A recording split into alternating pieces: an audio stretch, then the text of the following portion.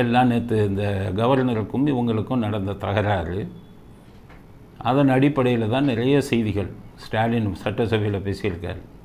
அதனால் ஒன்றுக்கும் பதில் சொல்லணும். ஏன்னா எதிர்க்கட்சிகள் யாருமே பதிலே சொல்கிறதில்ல. ஸ்டாலின் என்னென்னமோ பேசியிருக்காரு, அவருக்கு பதில் சொல்லணும். அண்ணாமலையும் பேசுகிறதில்ல, எடப்பாடியும் ஏதோ சட்டசபை உள்ளே போய் எடப்பாடி தகராறு பண்ணுறாரு. ஆனால் அவர் கேட்குற ஒவ்வொரு கேள்விக்கும் பதில் சொல்லணும்ல. இல்லைன்னா அவர் என்ன நினச்சிக்குவார், அவர் பேசுகிறது தான் உண்மை, மக்களும் அப்படியே நினச்சிக்குவாங்க.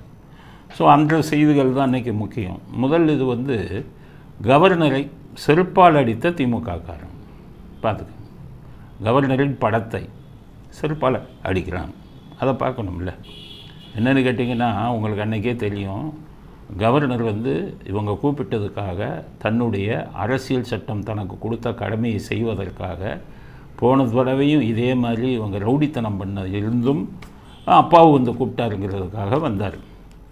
அவர் ஏற்கனவே சொல்லியிருக்காரு, நான் வரேன், ஆனால் எனக்கு ஜனகணமனதை முன்னாடி போடுங்க, அதில் தான் இந்திய அரசியல் சட்டத்தில் சொல்லப்பட்ட விஷயம், அதை மத்திய அரசாங்கத்தின் உள்துறை அமைச்சகம் ஆர்டராகவே போட்டிருக்காங்க அப்படின்னு சொன்னதுக்கப்புறம் அந்த அப்பாவை எல்லாத்துக்கும் தலையாட்டிட்டு இந்த ரவுடி கூட்டம் வேணும்னே ஜனத்தை மனதையை இது பண்ணிட்டாங்க, தேசிய கீதத்தை எடுத்துட்டாங்க. மறுபடியும் பார்த்த உடனே அவருக்கு இவ்வளவு அவமதிக்கிறாங்களேன்னு தான் வெளில பண்ணார். அது உங்களுக்கு தெரியும். இந்த கூட்டம் எல்லா தப்பையும் பண்ணிட்டு சட்டப்படி நடந்த கவர்னரை எப்படி அவமதிக்கிறாங்க? 1000 ரூபா கொடுத்து பிரியாணியை கொடுத்து ஒரு 10-20 பேரை கூட்டிகிட்டு கவர்னர் படத்தை கொடுத்து செருப்பால் அடின்னு இருக்காங்க. இந்த வீடியோவை பாருங்க. வேண்டாம் வேண்டாம் விட்டுருங்க, வேண்டாம் வேண்டாம் வேண்டாம் வேண்டாம் விட்டுருங்க,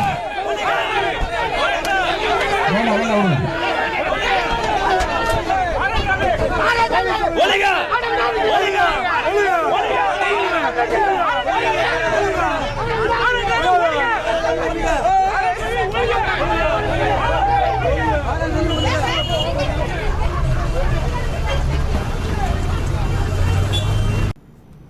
ஸோ அந்த வீடியோவில் தெரியுதா, ஒரு ஐபிஎஸ் ஆஃபீஸர், இந்தியாவின் மிக உயர்ந்த பதவிகளை வகித்தவர், நாகாலாந்தில் கவர்னராக வகித்தவர், நான் சொல்கிறபடி இந்திய நாட்டின் பாதுகாப்புக்கு அடிப்படை இதாக இருக்கக்கூடிய அடித்தளமாக இருக்கக்கூடிய ராவில் அத்தனை வருஷம் இருந்து இந்திய பாதுகாப்புக்காக எல்லா விஷயத்தையும் செஞ்சவர்.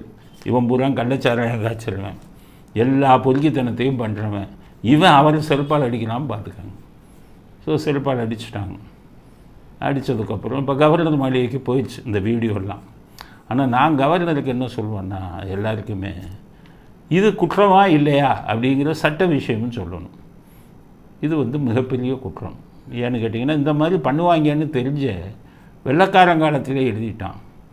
ஜனாதிபதியாக இருந்தாலும் சரி, கவர்னராக இருந்தாலும் சரி, அவர்கள் அரசியல் சட்டத்தில் தனக்கு கொடுக்கப்பட்ட கடமைகளை செய்யும்போது, இல்லை இந்த 2 பேர் மீதும் தாக்குதல் நடத்தினா செக்ஷன் 124 ஐபிசி, பழைய சட்டம் 124 ஐபிசியில் 7 வருஷம் தண்டனை.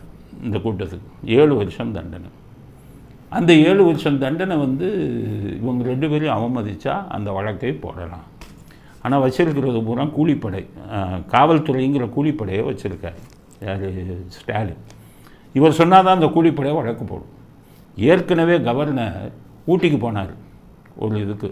அப்போ இந்த கூட்டணி கட்சி இவங்களெல்லாம் வச்சு கல்லை விட்டு எரிஞ்சாங்க காரில், கொடிக்கம்பத்தில் இருக்கிற கம்பை எரிஞ்சாங்க.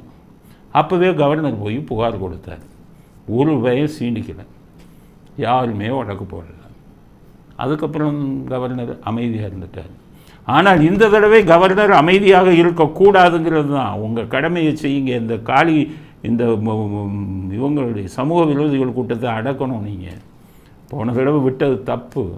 அதனால் கவர்னர் தன்னுடைய செயலாளரிடம் சொல்லி இந்த வீடியோவை வச்சு உடனடியாக சென்னை சிட்டி போலீஸ் இன்ஸ்பெக்டருக்கு, டிசி, கமிஷனர் எல்லாத்துக்கும் ஒரு கம்ப்ளைண்ட் கொடுங்க. இந்த கம்ப்ளைண்ட்டை கொடுத்துட்டு வெயிட் பண்ணுங்கள். மத்திய உள்துறை அமைச்சகத்துக்கும் இதை அனுப்புங்க. உங்கள் கம்ப்ளைண்ட்டை வெயிட் பண்ணுங்கள், 7 நாள் டைம். 2வது கம்ப்ளைண்ட் டிசிக்கு மட்டும் தனியாக கொடுங்க. சிஆர்பிசியில் தான் சொல்லுது. முதல்ல inspector, copy to commissioner, DC. 2வது கம்ப்ளைண்ட் டெபுட்டி கமிஷனர் அந்த எஸ்பி கார்டில் இருக்கிறவங்களுக்கு அனுப்புங்க. மறுபடியும் 7 நாள் பாருங்கள். போடலைன்னா ஹைகோர்ட்டில் 482 CRPCயில் என்னுடைய கம்ப்ளைண்ட்டை பதிவு செய்ய சொல்லுங்கன்னு சொல்லி நீங்கள் உங்கள் செயலாளர் மூலமாக போடுங்க. ஹைகோர்ட்டு உங்களுக்கு உடனடியாக வழக்கை பதிவு செய்யுங்கள். ஸ்டாலின் மேலே தான் நீங்கள் வழக்கு போடணும்.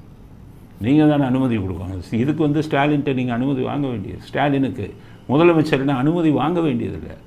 முதலமைச்சருக்கு நீங்கள் எப்போ அனுமதி வாங்கணும்னா அவர்கள் முதலமைச்சருக்குரிய டியூட்டியை பார்க்கும்போது அதில் ஏதாச்சும் தப்பு நடந்திருந்தால் அப்போ தான் நீங்கள் முன் அனுமதி வாங்கணும். இது கிரிமினல் குற்றம். கவர்னரை செருப்பால் அடிக்கிறது கிரிமினல் குற்றம். இதை தூண்டிவிட்டவர் ஸ்டாலின் மேலே தான் நீங்கள் புகார் கொடுக்கணும். இந்த நாங்கள் 1000 ரூபா வாங்கிட்டு பண்ணுறோங்க. ரூபா கொடுத்தா யாரை வேணாலும் அடிப்பான். நாளைக்கு பிஜேபிக்காரங்க கொடுத்தா ஸ்டாலின் மேலேயே அடிப்பான். ஸோ அவங்கெல்லாம் கூலிக்கு மாரடிக்கிறவர்கள். அதனால் ஸ்டாலின் மேலே இந்த புகாரை கொடுங்க. இல்லைன்னா ஹைகோர்ட்டில் போட்டு ஸ்டாலின் மேலே வழக்கு பதிவு செய்ய சொல்லுங்கள். இதை உடனடியாக கவர்னர் அவர்கள் செய்ய வேண்டும். ஏன்னு கேட்டிங்கன்னா இது ஒரு பக்கம் ஸ்டாலின் மேலே நீங்கள் புகார் கொடுக்குறது.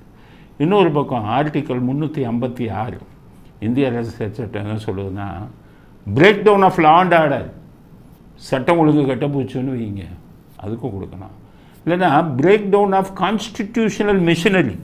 அதாவது அரசியல் சட்டப்படி ஒருத்தர் தன்னுடைய கடமையை கவர்னர் செய்ய முடியலைன்னா அது அரசு break down of constitutional machinery.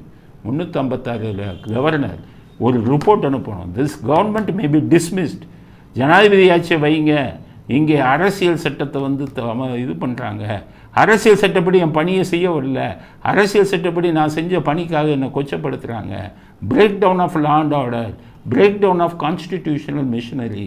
Article 356 படி இந்த ஆட்சியை டிஸ்மிஸ் செய்யுங்கன்னு சொல்லி அது பிஜேபியில் ஒன்றும் செய்ய மாட்டாங்க. அதை வச்சு அமித்ஷா தூங்கிக்கிட்டு இருப்பார், இல்லை கனிமொழி ஃபோன் பண்ணால் ஆஃப் ஆகிடுவாங்க. இருந்தாலும் ரிப்போர்ட்டை எழுதுங்க, டிஸ்மிஸ் செய்யணும்னு ரிப்போர்ட்டை எழுதுங்க.